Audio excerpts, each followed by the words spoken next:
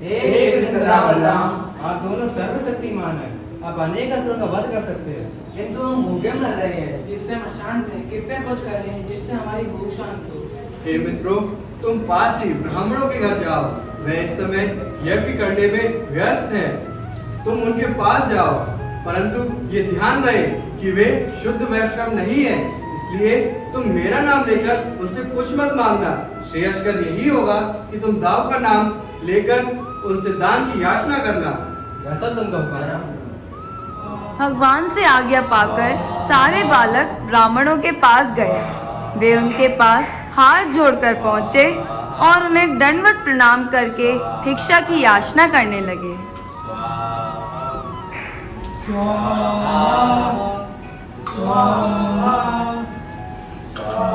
हे ब्राह्मणों, कृपया हमारी बात से सुनिए। कृष्ण तथा बलराम का आदेश है, आशा है कि हम उन्हें को जानते होंगे। हम आपका कल्याण चाहते हैं। वे पास ही गौएं चरा रहे हैं और हम उनके साथ हैं।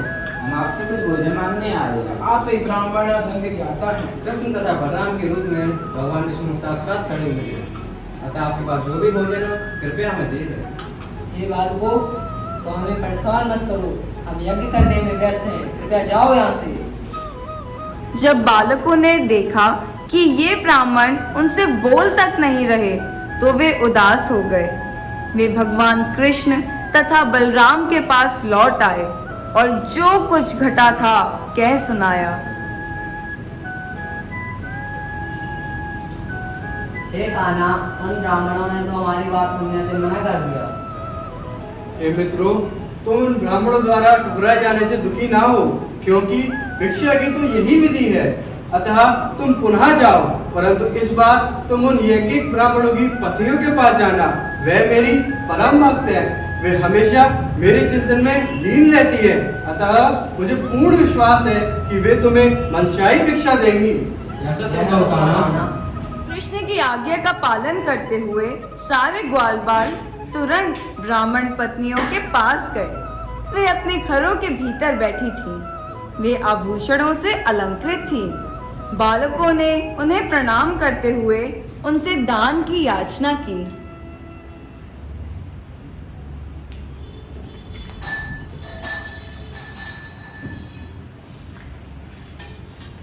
हे माताओं, हमारा नमस्कार स्वीकार करें। कृपया हमारी बात सुनें।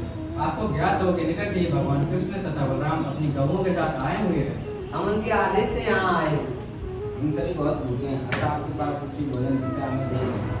कृपा करके कृष्ण बलराम तथा हम सबके लिए कुछ खाने को दें। हम सभी दीर्घ काल से कृष्ण को देखने के लिए इच्छुक हैं, परंतु जब जब हम कृष्ण को देखने के लिए तैयार हुआ करते तब तब हमारे पिता पुत्र परिजन हमें जाने से रोक लिया करते। किंतु इस बार हम मानेंगे नहीं। चलो चलो कृष्ण के पास चलें।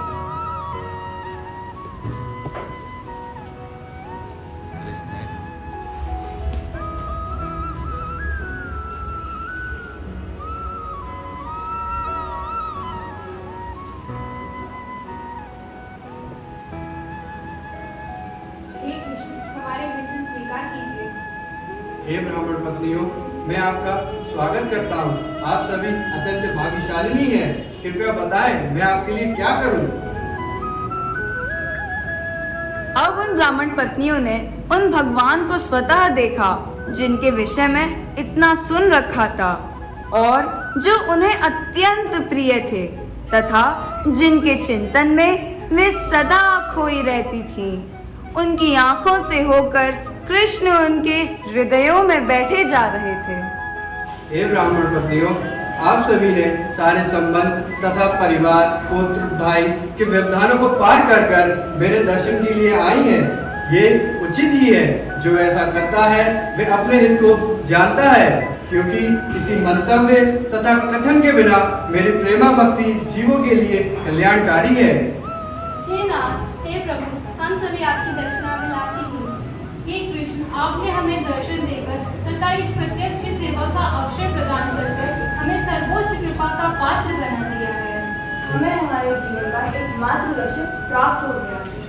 हे ब्राह्मण पत्नियों, अब आप सभी अपने घर के लिए जाएं, क्योंकि जो यज्ञ आपके पतियों द्वारा प्रारंभ किया गया था वे सुनिश्चित रूप से संपन्न हो सके, क्योंकि आपके पति गृहस्थ हैं और आपके बिना वे निर्धारित कार्यों को कैसे पूरा कर सकते हैं। हे कृष्ण, आपके मुख से ऐसे आदेश शोभा नहीं देते। जो व्यक्ति आपके चरण कमलों में आत्मसमर्पण करता है वह इस बद्ध जीवन में लौटकर नहीं आता। हे ब्राह्मण पत्नियों, आप सभी आश्वस्त रहें कि लौटने पर ना तो आपके पतियों द्वारा आपकी उपेक्षा की जाएगी और ना ही आपके पुत्र, भाई, पिता आपको अपनाने से मुकरेंगे, क्योंकि आप सभी मेरी शुद्ध भक्त हैं। अतः ना केवल आपके परिजन अपितु देवतागण भी आपसे प्रसन्न होंगे। हे कृष्ण, जैसा आपका आदेश।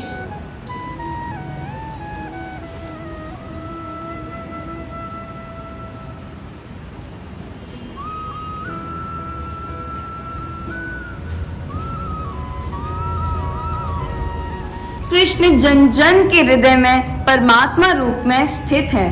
अतः यदि कोई भगवान कृष्ण का शुद्ध भक्त बन जाता है तो वह सबों का प्रिय बन जाता है। कृष्ण का शुद्ध भक्त किसी के प्रति शत्रु भाव नहीं रखता। कोई भी उदार पुरुष शुद्ध भक्त का शत्रु नहीं हो सकता।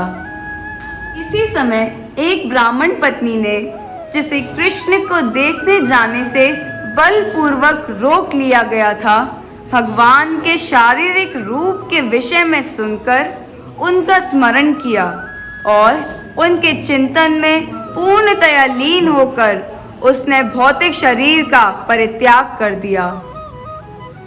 हे भगवान, मेरे परिवारजनों ने मुझे आपके दर्शन के लाभ से वंचित कर दिया, अतः मेरा ये जीवन अब व्यर्थ है।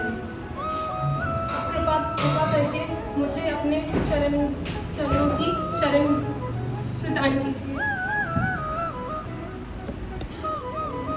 भगवान द्वारा उपदेश दिए जाने के बाद वे सब ब्राह्मण पत्नियां अपने अपने पतियों के घर वापस चली गईं। अपनी पत्नियों के घर आने से प्रसन्न ब्राह्मणों ने शास्त्रानुमोदित विधि से साथ साथ बैठकर यज्ञ पूरा किया।